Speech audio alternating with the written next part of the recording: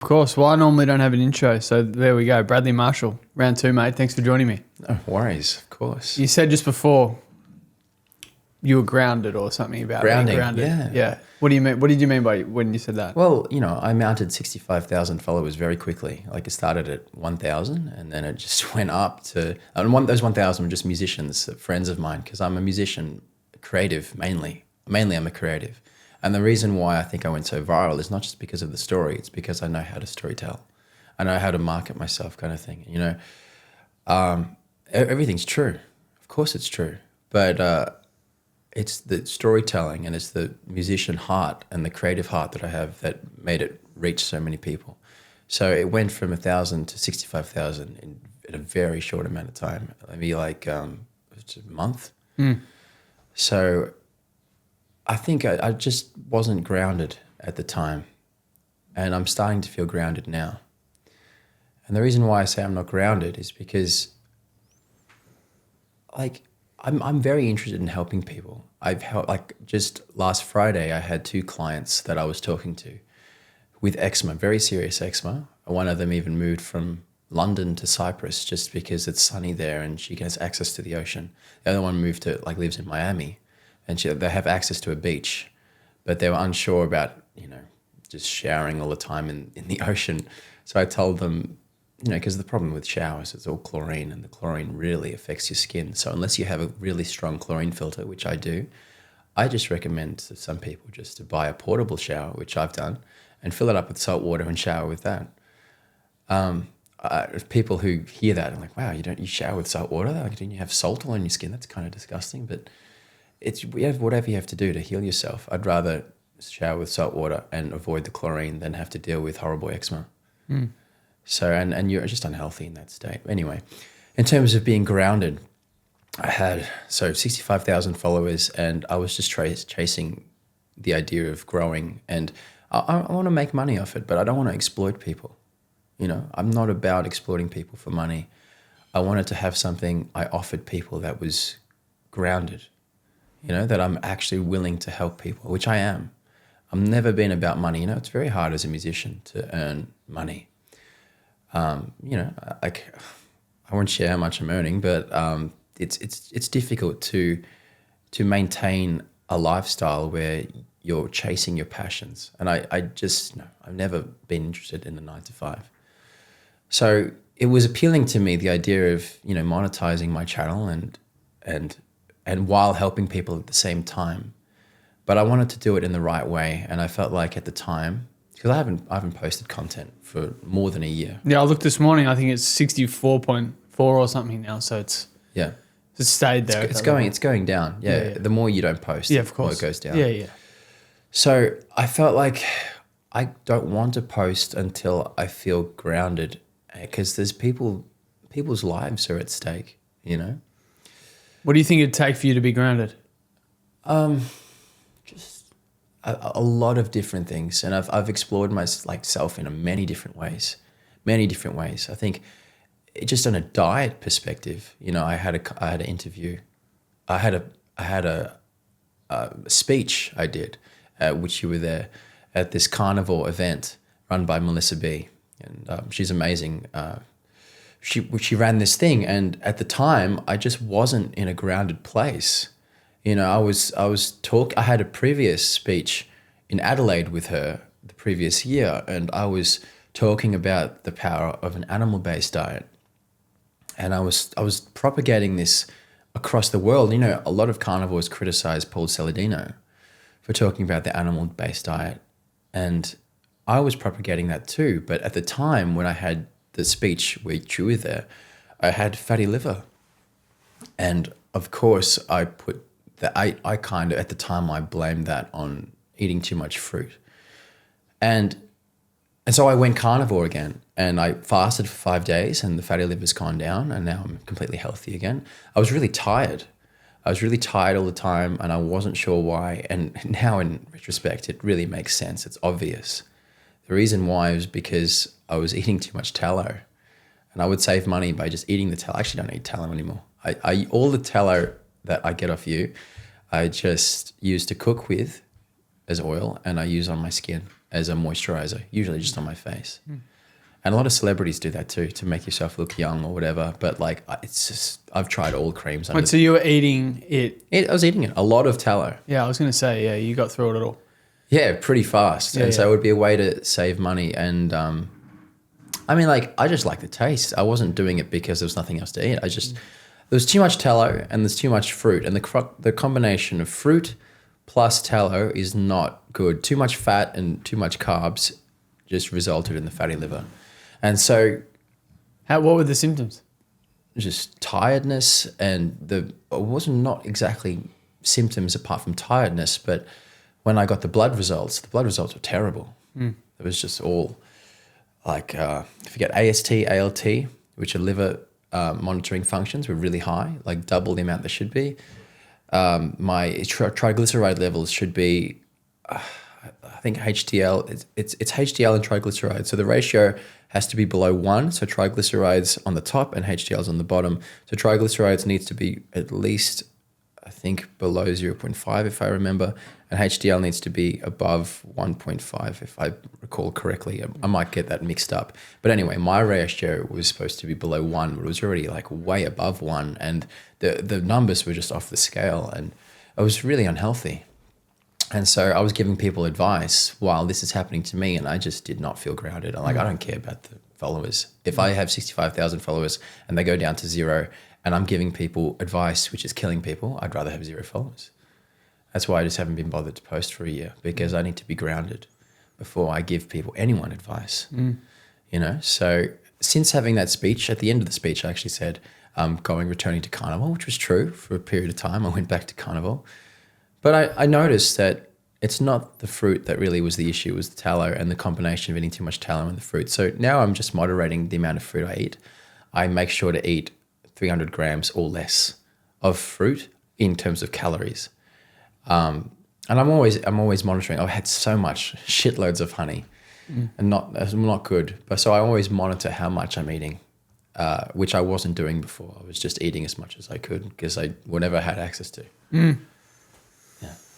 Coming into this conversation, what were you thinking about, or what do you think was the main message you were hoping to portray from having this conversation today? Yeah, I think just talking to being grounded and sort of just like, you know, just I could go in many different directions. You know, I said to you on the phone yesterday, it's like when I first started podcasting and talking to people online and sharing my story in 2022, it was at the very beginning, it was very ungrounded. It was just like me just sharing my story. I realized I healed myself. I wanted it to shout it from the rooftops, right? And so that's what I did. I just made a reel, and that was discovered by Dr. Kiltz, who you just had an interview with. He shared it, and then it quickly amounted so many followers and so many views. And I got my goal, which my goal was to reach so many people and tell them how powerful the carnivore diet is, and to show them that it's possible to heal naturally. So even my own carnivore channel within that, because that's what I'm most known for in the world right now, even within that, I don't like being purely carnivore. That's why I had a break as well, because I don't think it's grounded to remain there. I think it's a bit of an echo chamber. And I mean, like, you know, nothing against carnivores. I think they're great. I think, you know, Dr. Kiltz is amazing. Professor Bart Kay, he even says he's not strict carnivore. He eats 30 grams of carbs a day, like in the form of berries. So, you know, I don't know. I don't want to criticize anyone within carnivore. I just think that I don't like being in an echo chamber, and I feel like when I'm in that space, it's very much, yes, steaks the way, you know. I was saying to you even yesterday, by you putting some herbs on your steak, like you could even alienate some of the carnivore community just by putting some grass and anything green. And I think I've been diverging away from even animal-based. Like yesterday I had all these sweet potatoes. It's all organic, sweet potatoes. I've been eating mushrooms. I've been eating pumpkin. So heaps of vegetables, and carnivores would just roll their eyes like, are you crazy? You want your eczema to come back? My eczema's not coming back. The problem was fatty liver, and that was because I was eating too much tallow and honey. I don't see any problem right now for myself actually just diverging back to more of a paleo diet, which is in terms of like, I haven't been posting on my Carnivore channel, but once I do, which eventually I will do when I'm grounded. And this is the whole conversation. You asked me the question, what do you want to talk about today? I think just being grounded, which covers a big area, you know, and I'll talk about all of different ways I could be grounded, you know. But if I, you know, when I will return to that Carnivore channel, I won't label it as a Carnivore channel. I'll label it as like healing channel, healing.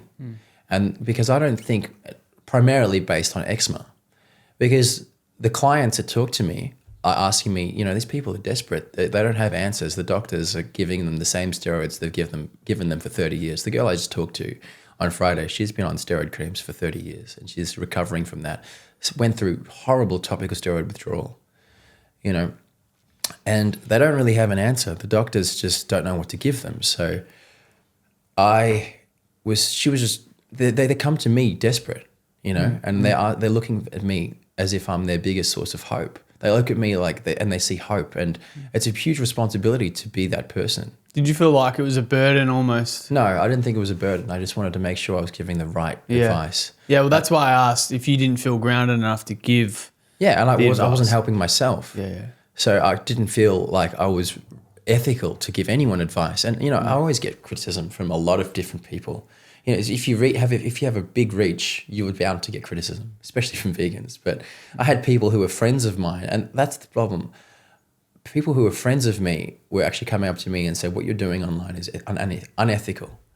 You're not grounded in medicine. You're not a doctor.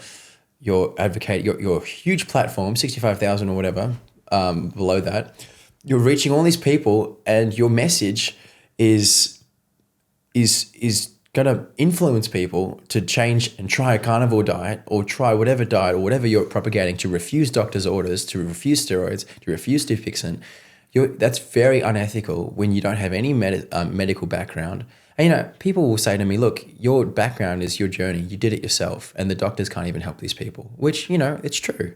But I just did not feel grounded when friends of myself were actually telling me you're unethical, and especially the fact that I had a fatty liver and was getting sick myself based on my own actions. If I can't even heal myself I healed my eczema, but if I'm developing a fatty liver, I have no right to tell anyone what to do. That's why I had a huge break. How have people's view of you, like it sounds like just from absorbing your content recently, that there are a lot of people in your life, even those close to you, that have been pretty resistant.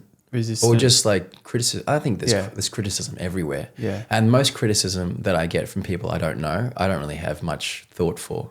I don't really care. I think it's when the criticism comes from people that you care about that it hurts you the most. You know, friends, partners, family, when they have something to say and you actually care for you actually care about their opinion.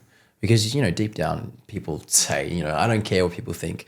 But deep down, there's some sense of validation and there's some sense of care and empathy you want to receive from people, you know?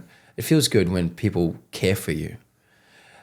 So when you hear these things coming from family, friends, partners that say you're unethical, you shouldn't do that, it hits you, because especially when you have a fatty liver. So yeah, there's been many ways that I felt ungrounded. Another way is the fact that I was trying to sort of chase trends. I was just sort of doing things for the views as well. Like I wanted to, you know, and some comments were saying, you know,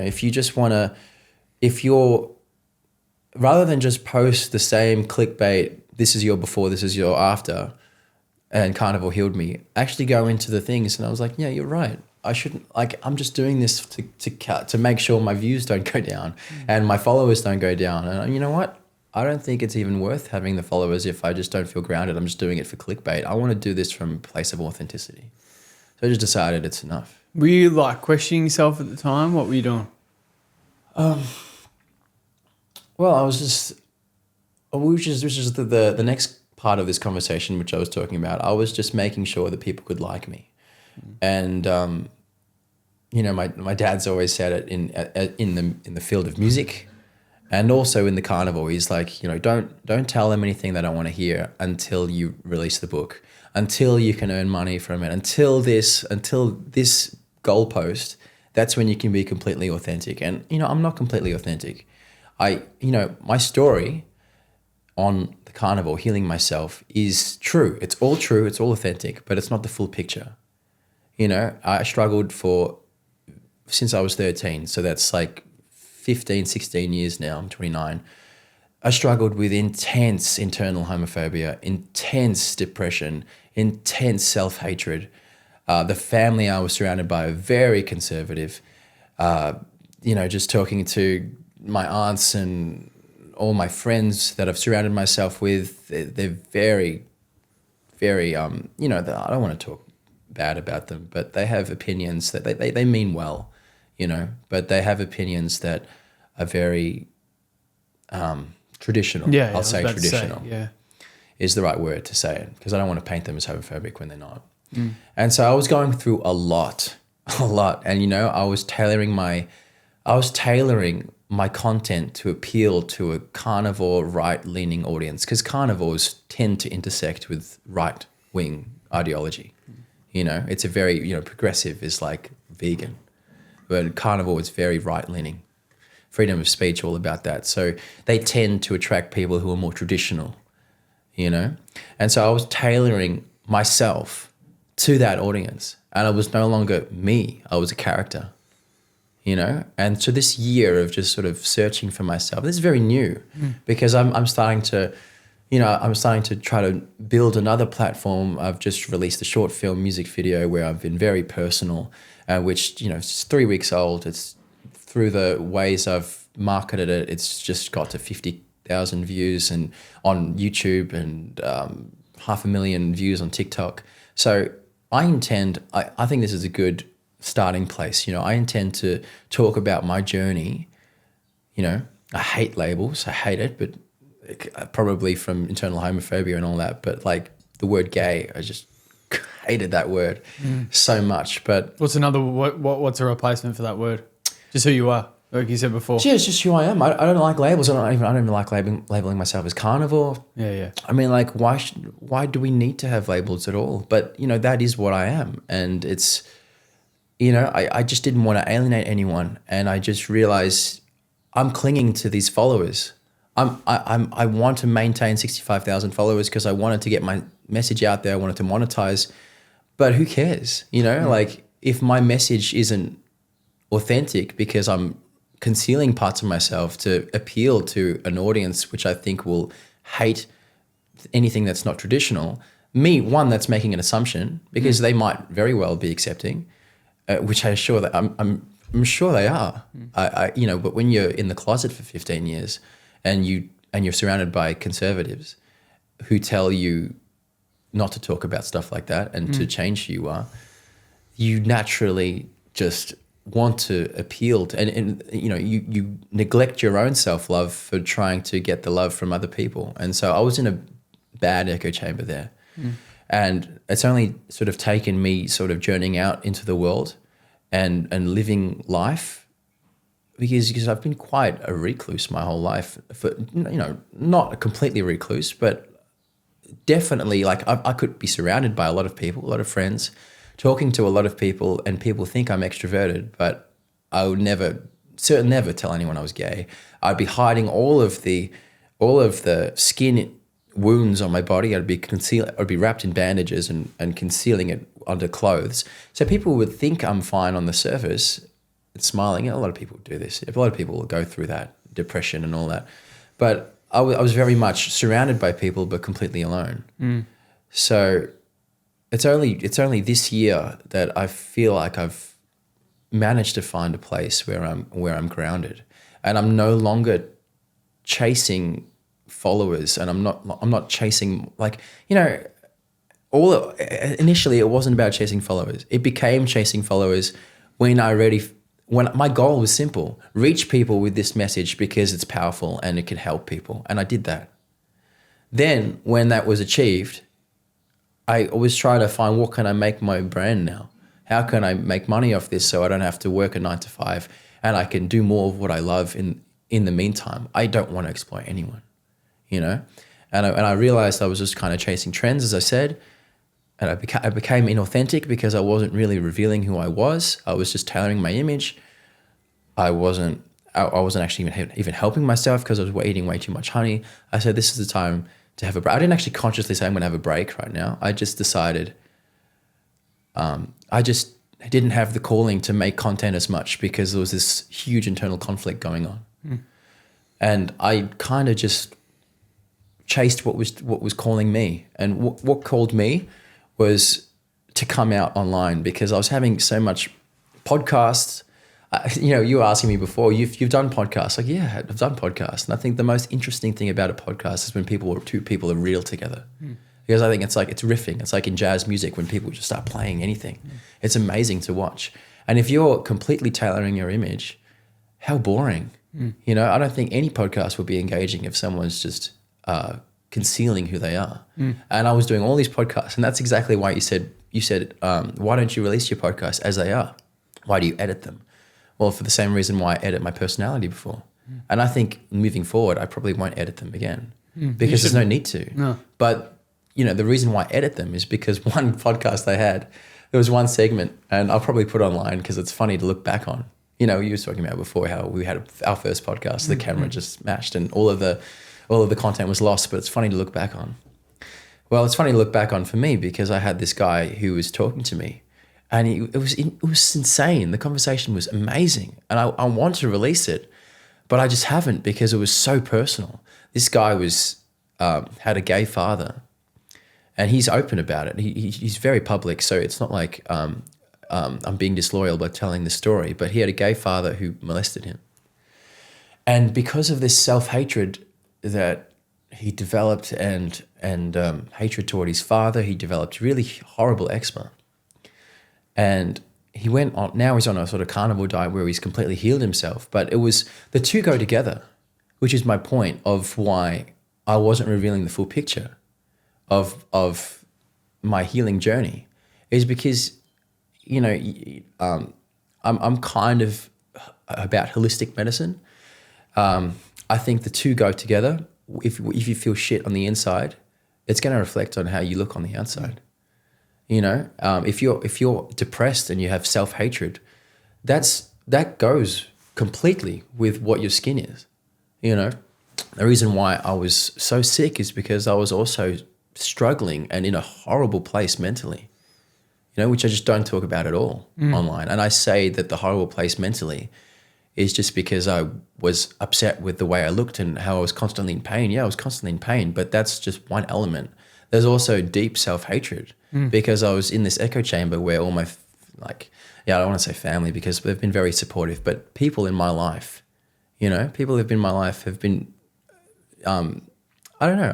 I don't want to say too much that to hurt anyone, but I just felt in a place where I was unsafe and I didn't want to.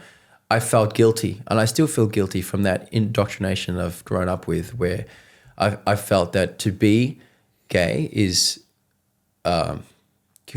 somewhere between mental illness and you've been brought up wrong. And I tried to change. I tried to be straight for 15 years. Dated girls, completely inauthentic, dragged women into my life where I lied to them for 2 years. And just a terrible place to be. And just completely ungrounded, And it's an interesting conversation to have with you because you're the first person to hear it on a podcast setting, The self-hatred and was that even at 13? I remember you saying your 13-year-old self, you battled. Was that something that you went through? And yeah, it was like I can only imagine the headspace. I can't imagine the headspace that you were in, looking the way you did with the eczema and everything. Yeah, it was just a whole lot of compounded by these internal. But one's enough, Yeah, one's enough. How bad did it get? I mean, I've created a new channel that details how bad it gets because. As much as I don't care to alienate my audiences these days, I just care about being authentic. I still want to keep the carnivore channel as one thing. It's two niches as it is. It's carnivore or animal-based or healing. It's healing with eczema. I want to leave it as that. And I want to tailor a new audience for everything I went through internally. And people can see who I am across the two channels. Is one is it's completely different marketing. One's like red stakes, the other one's pride flags everywhere. So it's gotten so much more traction now that I'm being authentic in that place. And so the reason why I brought that up is because I've been sharing some of the poems I wrote. As a musician, as a creative, I wrote so many songs, and just in songwriting alone, like I was just trying to chase writing hit songs before, because I value the way that I write music. But the thing is, I hated the songs I was writing because they were all just about chasing girls and all. Like, I just did not relate to it. It was just so shallow. But now, like, it's crazy. Once you feel like you're grounded, it's crazy how much the songs are just pouring out of me. Like, in the last 3 weeks, I've written 3 songs that I'm just so proud of. And it's where it's got to start. You got to like your own stuff before you can release it to the world. If you can't like it, then who else is going to like it? You have to like yourself. Just beyond songwriting, you got to like yourself as a person too. If you don't self-love, who else is going to love you?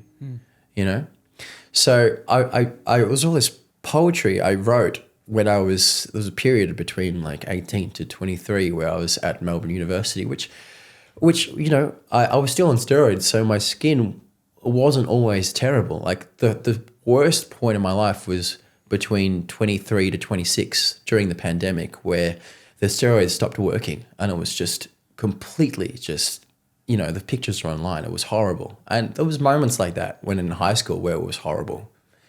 But I was maintaining it with steroids, and it would be horrible, and the steroids would be applied and it would kind of dissipate, but then it would get worse. And that's the problem with steroids, right? It just gets worse and worse and worse. Because your body depends on something artificial when it should be depending on your natural state, and you should be healing internally, not healing from an external medicine that's artificial and synthetic. It's just completely ungrounded. I was at Melbourne University. I was writing this poem, and just reading back on the poem, I can see how far I've gotten from now to there. Like, I was around 20 years old, and the writing is just like, anyone interested, I implore you to check it out. It really, like, a lot of people reached out to me after I shared that, and they said, you're really helping now. Like, I intended to help people with my skin and healing with eczema, because I know how much people suffer there alone. But now people reached out to me saying, thank you for being so honest. It's so difficult to do that. People on the Carnivore channel were telling me how brave you are to reveal how your journey with eczema, because it's so painful, and it's something that men don't like being talking about their sickness or revealing themselves in a vulnerable state, especially like crying on camera because your eczema's so painful. And so they were telling me how brave I was, and the whole time I was just thinking, I'm not brave. If I was brave, I'd come out. I'm not brave. Like, growing up, my mum used to say, you're not a man. You're like a woman. That's you're not a man. And so that echoes in my mind. And I just assumed that everyone would think that, you're not a man. Don't say, like, I said the word man before. You're like, you're not a man. You're not a man. A man is straight. A man is traditional. A man is, is strong and keeps things to himself. And so, I don't know. I struggled with a lot of internal homophobia because I didn't picture myself as a man. Dear Mum, I love you so much. I hope you always know that. Makes me sad when you're angry. I wish I could help, but I know that for I am the cause. All I want to do is to make you proud, but it's impossible. I want you to know I am trying. You have to realize that every day is a struggle. Not because I can't accept the way that I am. I think I finally have after 7 years of self-loathing and denial. But because I know you're disappointed. I have dreams where I act on my desires and I see you there in the corner crying. The only thing is, I wake up and I realize it's all true and the nightmare is real. If there was a choice, Mum, I'd be straight. In fact, I wanted to get married to a woman and have children, even if it meant, funnily enough here, I've spelt meant as meat, even if it meant spending my whole life lying. But I'm not sure if I'd be able to do it. How I can pretend to love someone forever. How she will feel that I never loved her, that it was all fake. Sarah is convinced I loved her. I do love her truly, but sadly I'm not attracted to her in that way at all. And I can't change it. No matter how much I try, I can't change. I've tried to change, you have to understand, and I've tried for years and years, but to no avail. How can I change something that I'm born with? It makes me sad. But now I look back at my childhood, I realise that I've been gay since I was in prep. My pleasures were looking at the boys and not the girls, and it makes me feel so ashamed. But I don't want to spend my whole life hiding. I feel like a coward, but I'm not sure anymore what I should do. Is it heroic to hide and pretend, or is it heroic to tell you the truth? I thought it would be honourable if I kept silent, save you the stress, but now it seems we hardly even talk about anything. We share nothing to each other. Maybe one day you can forgive me. I'll always love you, Mum. And I'll always be sorry that I could never make you proud. I love you so much, Mum. Your son, Bradley. Yeah. Yeah. Talking about the podcast, which I was talking about before, I meant to say that the reason why I was editing them so much is because this guy who was telling me about his father who was molesting him and he developed this horrible eczema, you know, I felt so like I just wanted to tell him everything, like, because he was so raw to me and honest. I'm like, I wanted to say, you know, I get it. You know, people are against two fathers adopting a child because they kind of conflate the idea that this stuff, exactly this could happen, where this father was gay and he was internally homophobic and he stopped himself from being with women. He stopped himself from being with men and he married a woman. And that's why he had no sort of outlet, and he took that out on his son, and it's horrible. It's such a horrible situation. And I came out to him because I wanted to tell him that I wanted to have a holistic conversation where everything was not being fake. I wanted to be honest. And, you know, I was aware that by doing that, I kind of like shifted the conversation away from him toward myself, and I just didn't like the way it was. That's why I've edited that part out. But it's funny to look at because when I did, I was shaking, and I haven't shook like that until today. So it's good. It's awesome because this is a very, very vulnerable place. Like I even struggle to look you in the eye right now. Why? Because of shame. There's so much shame.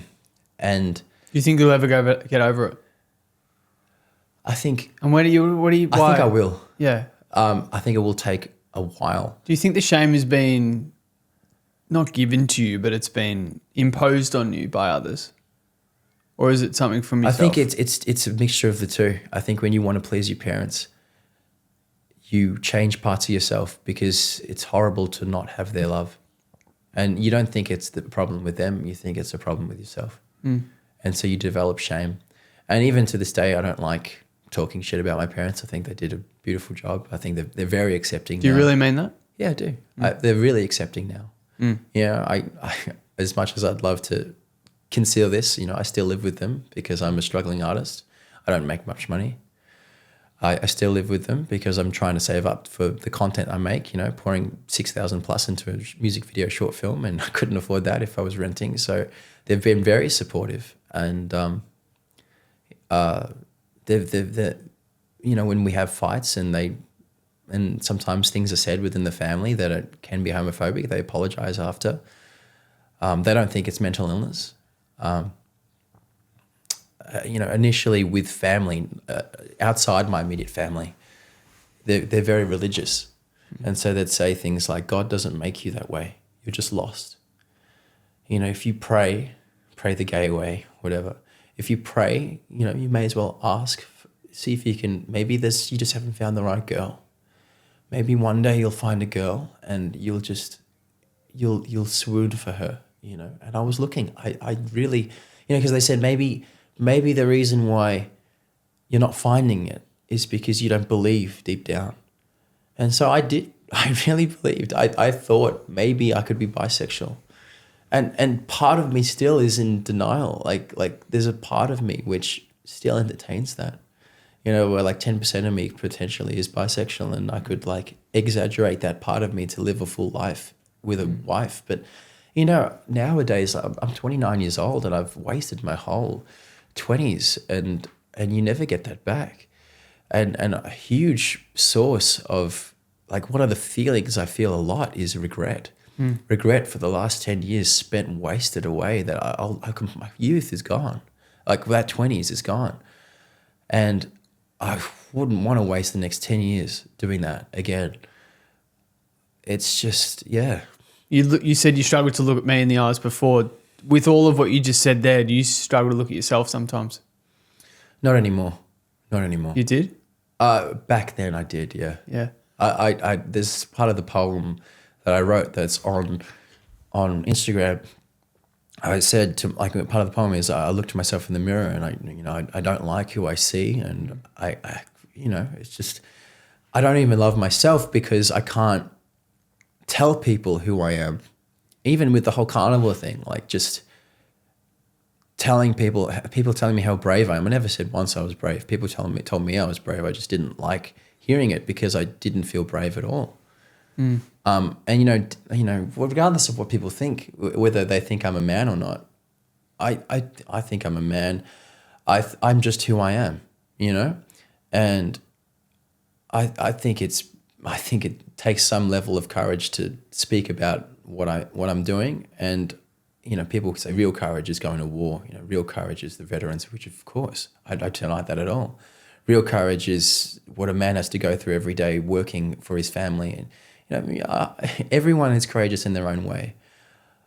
I don't know. I'm not trying to be courageous. All I'm doing is just, I'm sick of lying. And I always wanted to be. I always wanted to be creative. And I always wanted to share my experience. And I think the most beautiful artists are those who kind of live in a glass house. And I always wanted to do that. I always wanted to show people what I went through. And that's what I did with the carnivore.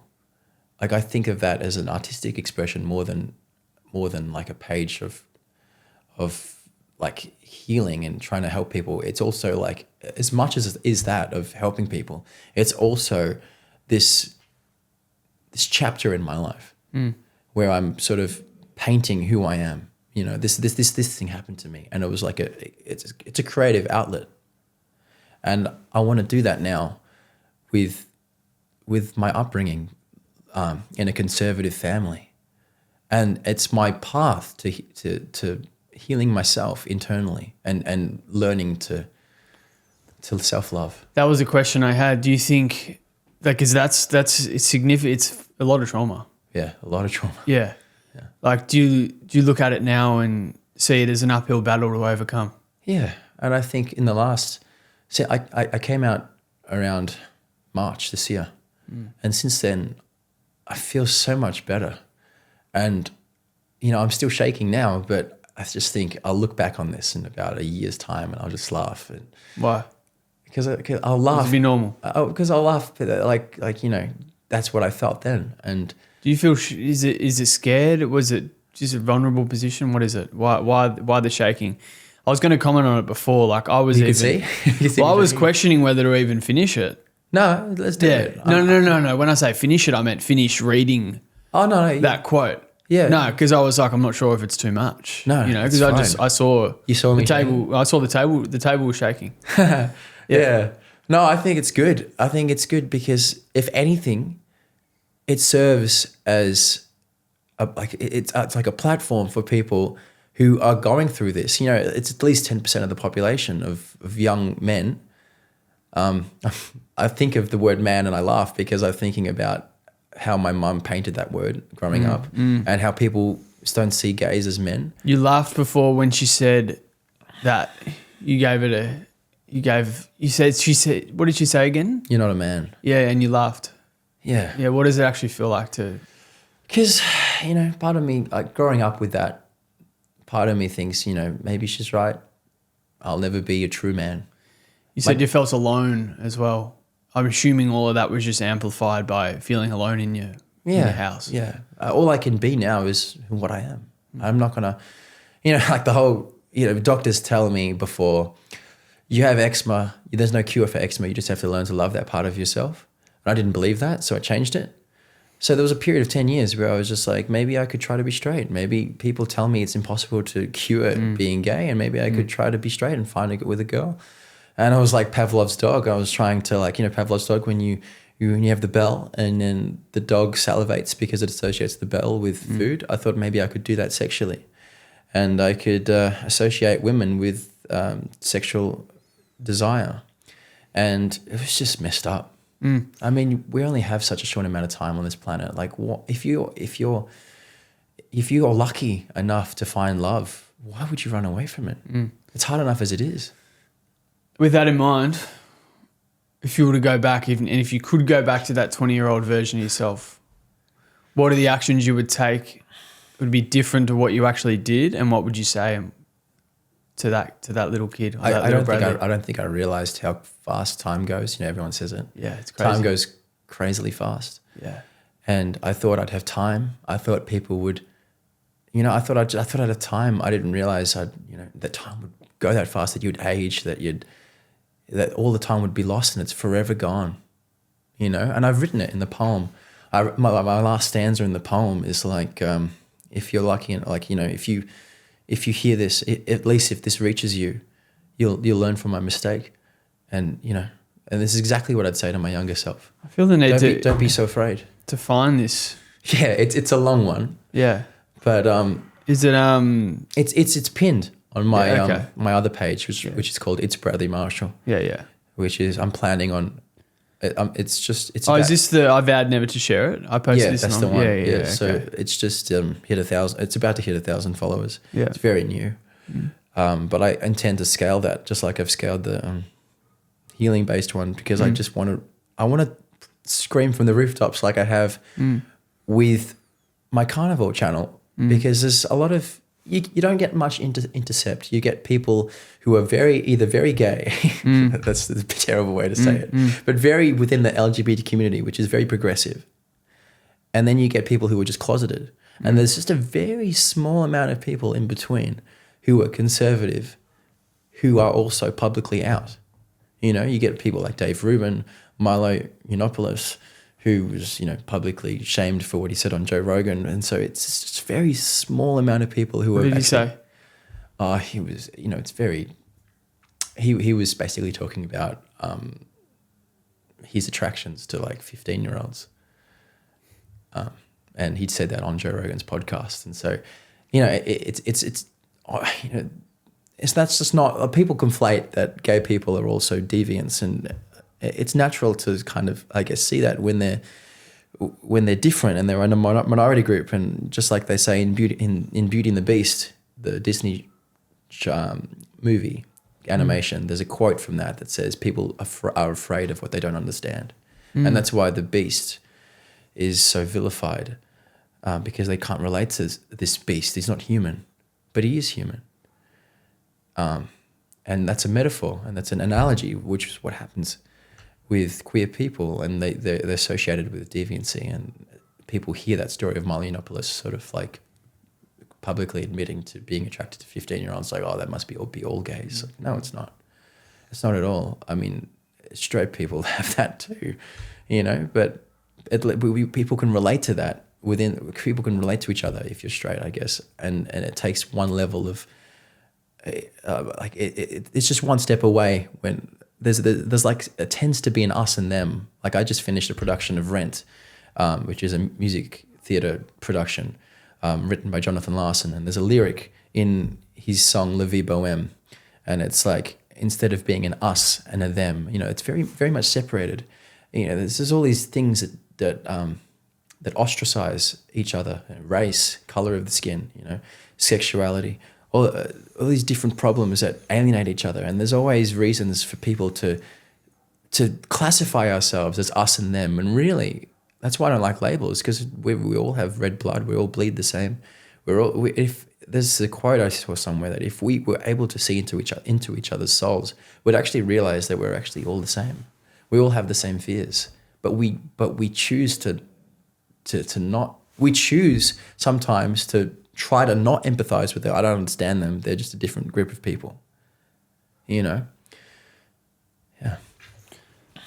I'll read the last page of that poem, because I think we'll be here for a while if I read the whole thing. Now no one knows me or cares, and I hate that's what I've become. I wish I could start over, for never again will I be young. I wish I could cry, just even a tear. I've grown so numb. For now it's nothing I feel. Maybe if this reaches you, you'll learn from my mistake. To live while you're young, to be brave and escape. Yeah, that's what I'd say to my younger self. You have you know, people say it, but you don't hear it until you live the life experience.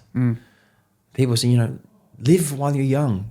But these same people were telling me, at least try with a girl first, you know? So I was hearing two things at the same time, but I wish I heard it properly. I heard the second thing. I didn't hear the first thing. The first thing, live while you're young. Time is short, and it is short. Why would you waste so much time? And you know, the good thing is about the, you know, the modern generations is that they're not really, you know, because I'm kind of in that, I'm in that community now talking to people. The older generations were very much about, you know, the AIDS crisis, and modern generations don't even have to worry about that anymore. There's all this trauma that older generation gays had to go through where they completely conceal it. Like in my family in the Philippines are very traditional. This is why I faced a lot of homophobia, because they're very, very traditional. And there's about 3 people I know within the family who were closeted. And one of them even reached out to me and said, you know, your family, in my extended family. Okay. Yeah. Not my immediate family. Yeah. The tradition. I'm the first in the family, in the whole family, to actually come out. The tradition is to just marry a woman, and these guys are very effeminate, and people speculate. They're like, oh, like even my mum said to me, she's like, you know, people are gay. That doesn't mean you have to not be with a woman. Like you should still marry a woman. You know, you still like it still works, right?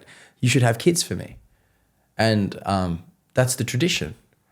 So there's people in my family who are still closeted to this day, married to a woman, and I just decided, like those older generation gays had to go through that. So the modern generation, you know, it's lovely to see. Like I'm a piano teacher, and you know, music tends to attract that kind of people who are in touch with their soul, like, you know, really spiritual, creative, and it tends to draw more LGBT people.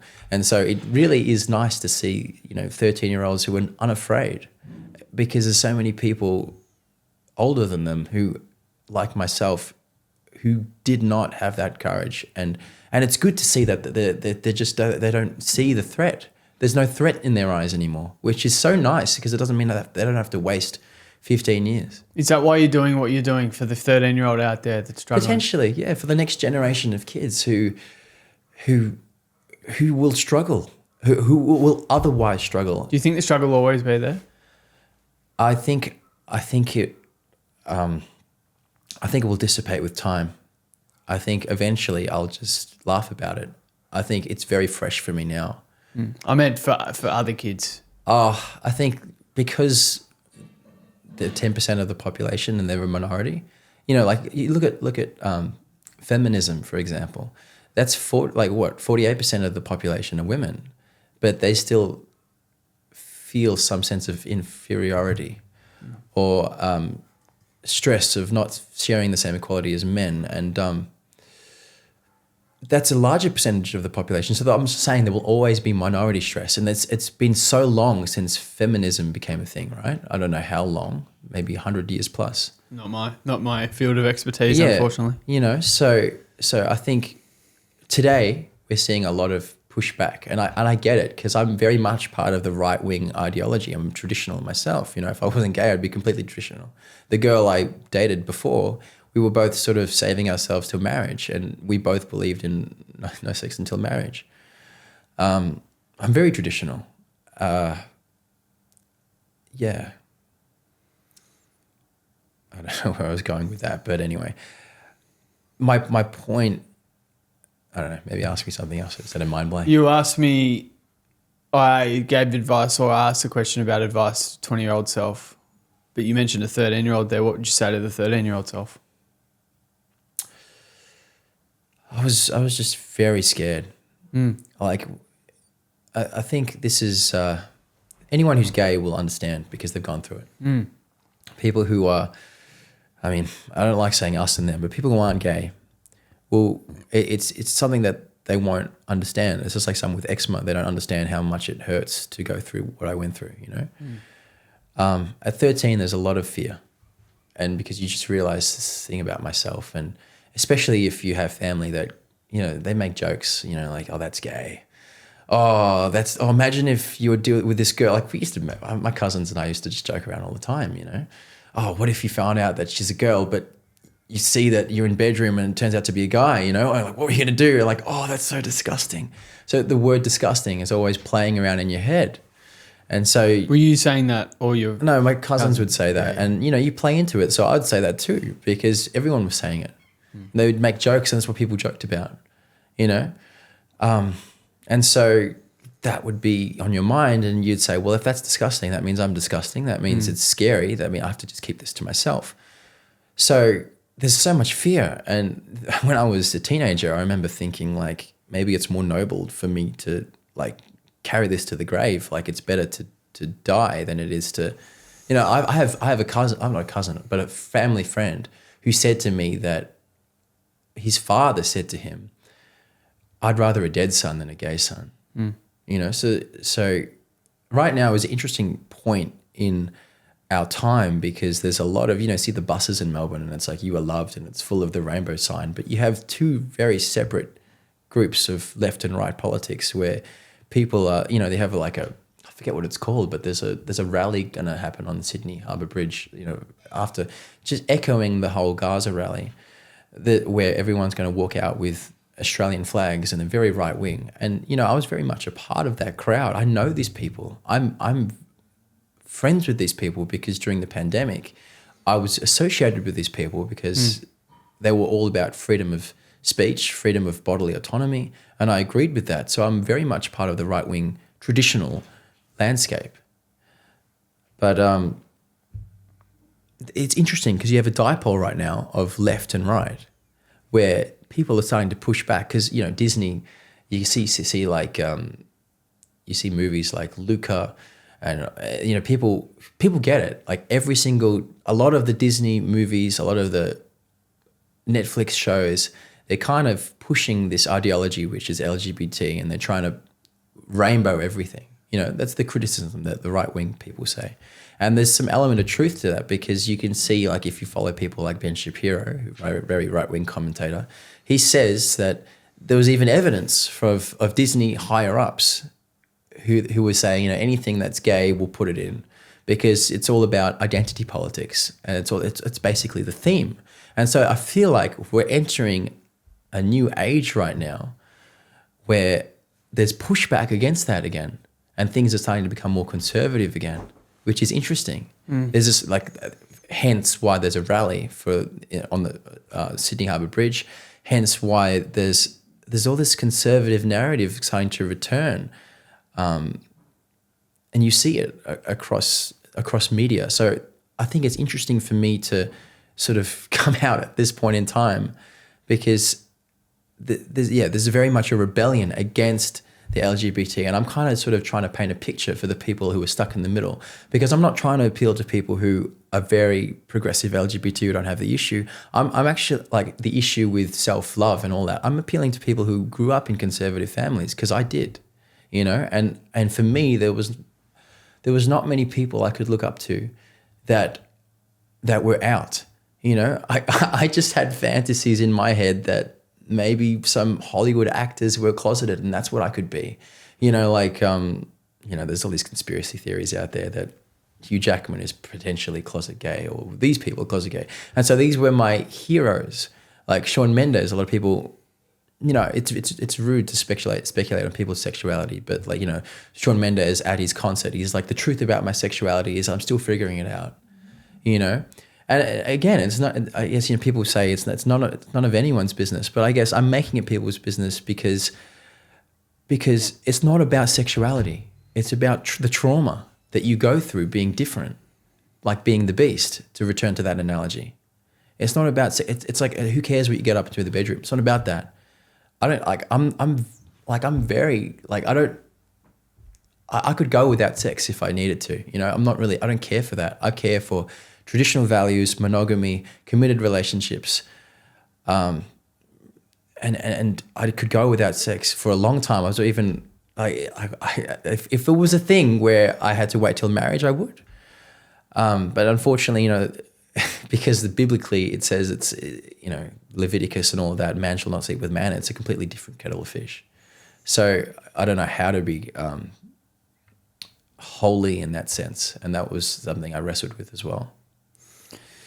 Love between a man and a woman is the highest form of love. Love between men is not real. This is what my aunt said to me yesterday.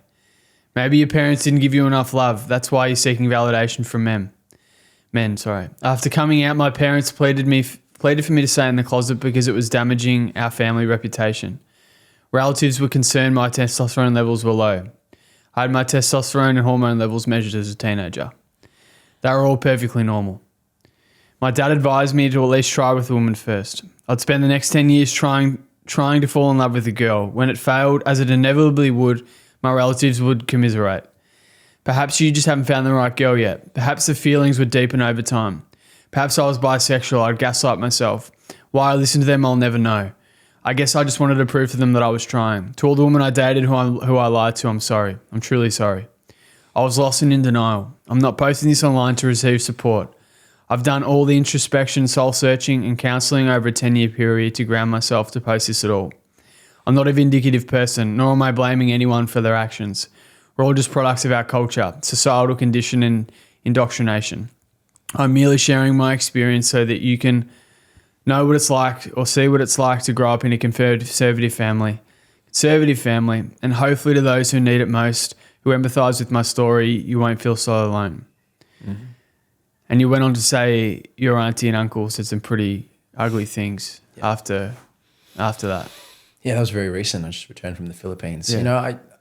Part of me feels disloyal to share what they said. But I think it's important to also highlight what it's like to grow up in a conservative family. And I talked to my parents about it, am I disloyal? Because I was soul searching. Am I disloyal to say this?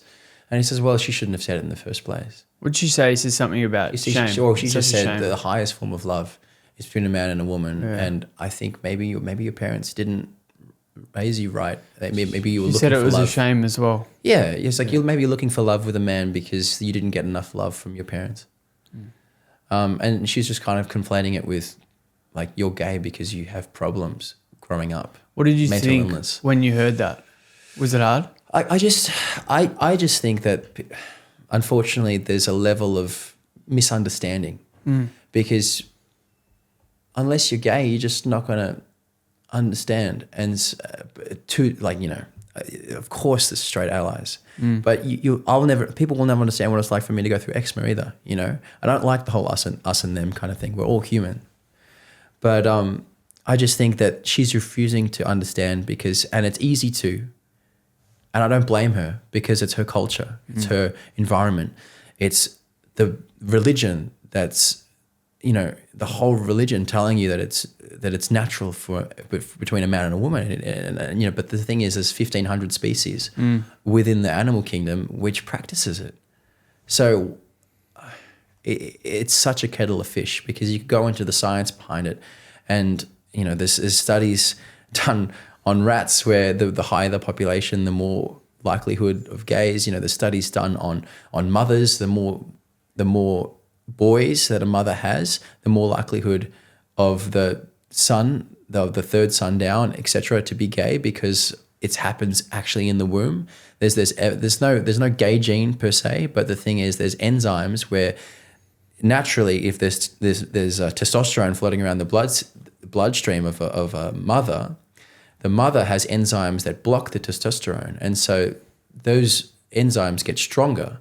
And so when you have a third or fourth boy that you're producing, that she's giving birth to, right, she's pregnant with, then that boy is subjected to those enzymes that are testosterone suppressing. And so the brain of this prenatal baby is subjected to this testosterone suppressing enzymes, which then has more likelihood for that child to become gay. So there's all these genetic components involved.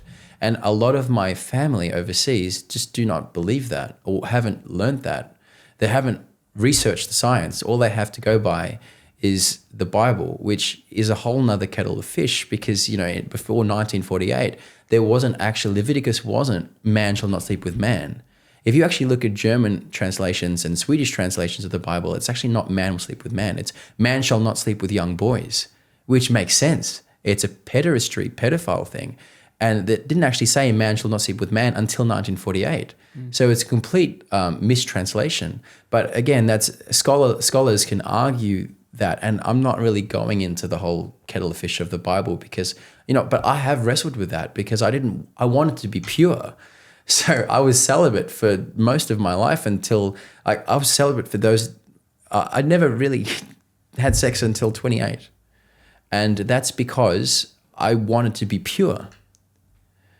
And whatever that means, but I just think I was wasting my time. On the topic of wasting time, how different do you think your teenage years and the past 9 years of your life would have been different if you had felt safe to share?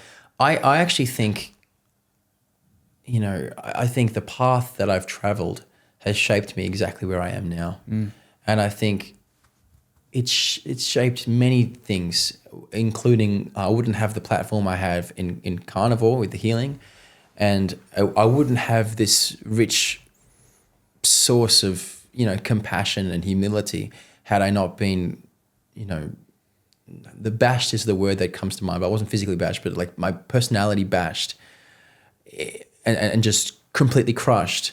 If I hadn't have had that, at the same point in time, I would probably be a lot more confident than I am and be able to look you in the eye and wouldn't have to struggle with self-worth. But at the same point in time, I think I can overcome that, and I will overcome that, in the next following few years. It's taught me so much about myself, this journey. And so I guess, maybe there's a life out there that someone else is living that they won't have to go through that. And that's amazing. I wouldn't want someone to go through unnecessary suffering. But having looked at my path that I've traveled, I think it shaped me to who I am today. And, part of me, I wouldn't change the eczema thing. I've said that multiple times before in other podcasts, but it's interesting with this situation with my sexuality is because it's so recent, and I definitely live in regret. I definitely live in regret for the last 10 years because, I had my first love this year, and it's so late. And I regret not sharing that earlier, but unfortunately I'll never be able to have that again. But at least I can talk about it and prevent someone in the future from having to share these feelings of shame and lack of self-worth. Yeah, there's a lot to take in, man. Yeah, I had no idea how this conversation was going to go, honestly. Really? Yeah, because never talked about it, especially in a podcast setting like this. You mentioned before looking at me in the eyes. Yeah. What do you think it'd take for you to... Yeah, because I sort of battle with the self-doubt. Not from all of that stuff. Not like I'm straight, but... Yeah. Self-worth or self-doubt? Self-doubt, self-worth. Oh, self-doubt probably is the right way of putting it. But yeah. I think it's also what makes us ambitious. A lot of people... I was talking to this pro skier who I had a podcast with, and he grew up in an environment where people would doubt. Like it's tall poppy syndrome in Australia. It's just like, who are you to say that you're a pro skier? Like, what are you? Get back in your place, And so, and he had a pretty tough upbringing, he said. And so coming from that perspective, he became very thirsty to make it. And I think, I share in that too. It's like I always wanted to have 65,000 followers, but why not 100? It could be 100, whatever. But like after getting there and realizing that I was trying to keep those followers by being inauthentic and not revealing the full version of myself and just chasing fame in a sense. And I just saw how shallow it was. And I'm like, this is not what life is about. And that's why I just had a break, and I didn't care if the followers went down to zero, just not posting at all. What do you think life's about? I think I said this in a conversation with a friend just recently. It's like, based on the restrictions that you have in your life, everyone has restrictions to some degree. You have to make the most of it, given the restrictions you have. So I don't think, Jordan Peterson, a very right-wing speaker, he will say, because he suffered with depression for many years, he actually believes that the source of true happiness, the purpose in life is not true happiness. He believes. He says the purpose in life, which is adjacent to what I said just then, is growth through suffering. He says the purpose in life is to grow. But, I question all of that because I think you're very lucky if you're happy. And I think the biggest payoff for happiness is when they've even modeled it as a formula. Some mathematician made like the biggest payoff for happiness is when you invest yourself into like a project, like a podcast, like a film or short film, and then you see it pay off. And that's the highest form of dopamine. So, there's always, sometimes when I'm chasing that, there's a lot of work hours put in where you're not happy at all. And you're like, not to quote Kanye, but like he says, I'm so good at like, there's a lyric in his song Running where he says, I'm so good at like seeing what's wrong, and that's the part of being an artist, is seeing what's wrong, because you're trying to like, I listen to my own music and I'm like, that's not in time, that's bad, and then you're constantly refining. And so when are you happy? And then finally, when you are happy with it, that happiness lasts like 5 minutes and then you're like back to the drawing board again. So like, when does the happiness come? And if the purpose of life is happiness, then chasing that dream is only 5 minutes of happiness for every like hours and hours of work and criticism. I think that's a good thing about being a creative though, because you're always chasing something that excites you. Yeah. I agree fully on what you said before about like having a video or something that goes well that you put time into. Yeah. Naturally, or not naturally, but on the same note, there's also a good feeling when you or you do something that is like an extension of you and it goes well. Yeah. But you didn't, like this YouTube video that got 31,000 views, like that didn't take me too long. Yeah. But it's me. Yeah. So it feels so good. Yeah, and I guess sometimes it surprises you too. It's like the things you think will take off doesn't take off. Yeah. And that's why it's important not to trace trends and to chase what's important to you. 100%. And that's what I think I'm about now, is just being authentic, because I'm not going to try to, like I said with the eczema, like doctors said, this is you, just accept that eczema is a part of you. If you can change, then change it. Because I don't think eczema is a part of me. I think I'm predisposed. It's interesting, the wording, because this is what my religious family say. You're inclined to being gay. You're not gay. It's just like an addiction you have to, like some people are inclined to being drug addicts. It's a vice that you have.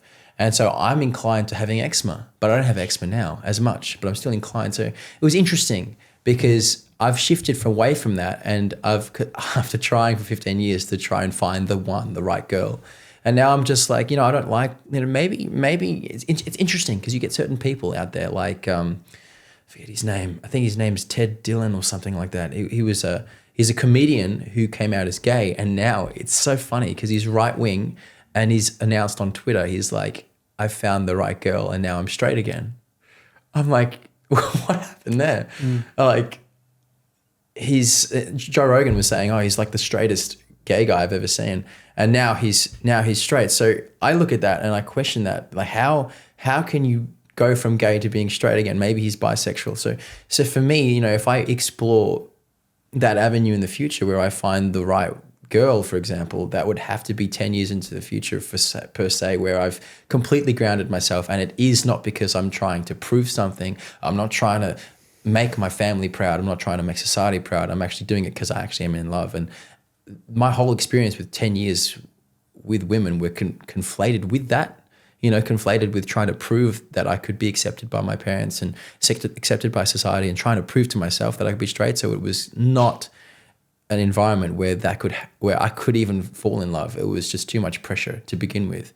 So, if I was to explore myself in that way down the track, that it would be without the pressure. But having said that, because I don't like constraining myself to a label in that sense, like I'm just who I am, gay, straight, whatever.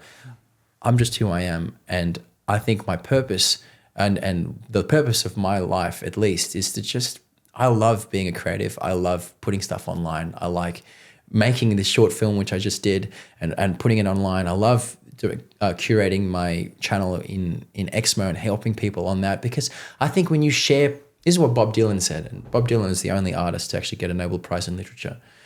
And he says it amazingly. He says in his song, Hard Rain's Gonna Fall, he says, he's talking about the purpose of an artist. This is my interpretation. Everyone interprets it differently. But he says, I speak it and breathe it and live it. I'm paraphrasing, but he says, I live it and speak it and breathe it, and I'll go to the mountain and sing about it so all souls can see it. And what he's saying there, in my perspective, is that it's the beauty of an artist. The beauty of an artist is to be a reflection of society. And that's why we get things like a banana taped to the wall sometimes, because I think society at some points in time have become so degraded in its values that we no longer have, like, in the Renaissance period, you have like these beautiful sculptures of marble, sculptures of beauty and enlightenment, and trying to reach what, like, a lot of that was painted for and sculpted for God and reaching something higher than yourself. But nowadays, as society kind of deteriorates and we're seeing this happen in real time, you get artwork like a banana on the wall because it's a reflection of society itself. And so my purpose, I guess, for myself is I love the fact as an artist that I can be a reflection and people can resonate with what I'm doing. And even if there's, one follower to 65,000 followers, if one person finds a benefit, then I'm happy. And so far people have, not just in my eczema, but now with my story, with sexuality. And that's all I want, really, is to just help people and be true to myself and not chase trends. And if I have a following, it's because I'm authentic. Yeah. You're a very deep thinker. Thank you. What happens in the silence? In the silence,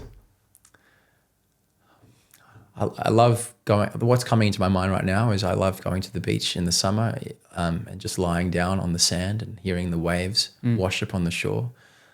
I think the best times for me is being like just writing poetry or writing a beautiful song or making art.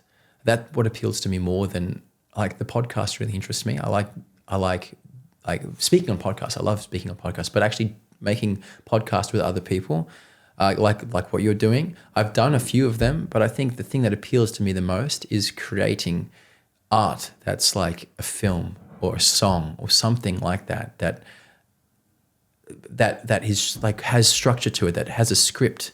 Like, I love the way that it's all improvised right now. It's all happening in real time. There's a special nature. That's why, like, jazz music doesn't appeal to me as much as classical, because classical has all been structured. Like, I've studied both and I love both, but the structure of a classical song, it's written down, and I love the way of just going onto the beach and hearing the waves pour onto the shore, and it gives you room in your mind. And things just feel far away, like you feel grounded there. People actually talk about physical grounding, where you're actually grounded to the earth and the electrons are passing through your body. So you literally feel grounded physically. But emotionally, like, you're far away from the traffic lights, from the horns and the Wi-Fi and all the people talking and the noise. You're just next to the ocean. And I actually haven't written a song on the ocean yet, but I love going there just to clear my mind. And I think the most beautiful thing for me, like in the times of silence, is just writing a beautiful song. Yeah. Do you think you'll ever release that conversation with the guy on the podcast? Definitely. Yeah, definitely. Why? I'm genuinely surprised why you haven't. Because you hadn't come out yet. I hadn't come out, and I haven't reached the point where I'm okay to hear myself in a way that like, I'd cringe so much. As vulnerable, not just that, just like I'd cringe at. What was his reaction, out of interest? Well, he said, I noticed you're doing this.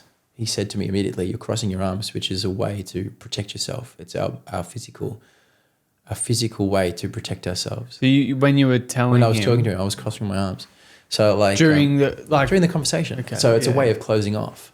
And now my hands are here, so I'm open. But I was just cringing at everything I said. That's why I spent so much time editing everything and making everything perfect, chasing this idea of perfection, literally tailoring my personality, my sexuality, making myself look straight, and just chasing perfection when it doesn't exist. Yeah. I heard someone say, do you know Casey Neistat? No, I don't. He's one of the OG curators. Okay. And he really into storytelling, like really, really deep, was one of the first in the early 2000s to really like give YouTube a proper red hot crack and blew up to millions and millions of subscribers. Yeah. And he talks about perfectionism, and he's like, you never reach it. When there's no sign of human touch or whatever, then that's when it's gone. Like he doesn't like that at all. So like when he sees a video online, he's like, I want it to look human. So I'd incorporate things that most humans would do to draw them in, to make them feel human. Yeah. Whereas most things online these days are... Well, that's the thing about AI as it comes in too, because like when writing a song, it's interesting because when you put your song into something like AI, there's AI for musicians. Like ChatGPT, you write an essay, you put into ChatGPT, it writes your essay really nice. So it's the same thing with AI with this thing called Suno, which I have been using as to produce, but never to write. All my thoughts, all my songs have to come from myself. But like sometimes, I spend thousands and thousands of dollars on real musicians, and it's freaky because the amount of songs I'm writing, like I'm writing one song per week. I don't have the money to spend to actually make it with real musicians. But the thing is, AI, this is $20 a month, and it produces your song in a second, and it sounds just like a real musician. So all I do is I just because I don't think I'm cheating in this way because I'm actually writing everything. I write all the parts, I put it in MIDI, send it in, it comes back and it sounds real. But the problem with that, and the reason why I brought it up, is your idea of perfection there that you just said, because it's perfect. There is no mistakes. It sounds perfect, and I don't like that. That's why ultimately, even though AI created some of my stuff, I've never released anything with AI. I like it all played by humans because I like the sound of the error, because error is perfection, I was going to say. And maybe that's exactly what I meant. The lack of perfection to me is what makes something relatable. There's a movie, Blade Runner, the new one, and everything's so perfect. It's a portrayal into the future. Ryan Gosling, he's walking around and the door doesn't open for a split second. And it was the first time you see an imperfection. And then the woman who's walking with Ryan says, "I'm really sorry," because there's imperfection. But it's actually the first time in the movie that you actually have a breath of fresh air because you see something human. And I think that's a really profound statement and insight into the future. Thankfully, I don't watch movies. I haven't watched a movie in so long, I'm the same. 3 years. I haven't watched a movie since I don't really watch movies. I was feeling burnt out the other day, and so I put on a gay film. But I don't watch movies either. If I had the choice, I'd most likely choose to be straight, as it's socially convenient.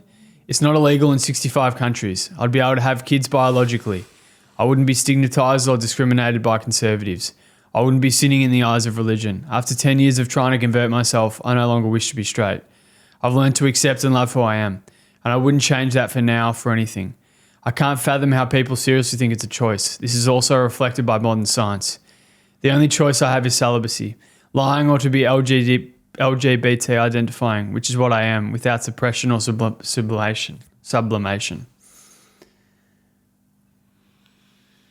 You're looking down when I talk and say these quotes. I guess, I don't know, I'm just hearing myself and I sound so preachy. And I know as soon as you get on that wagon of the LGBT progressive train, people can say, "Oh, you're so preachy," and I don't want to be preachy, I just want to be exactly what I am. Well, I think that is.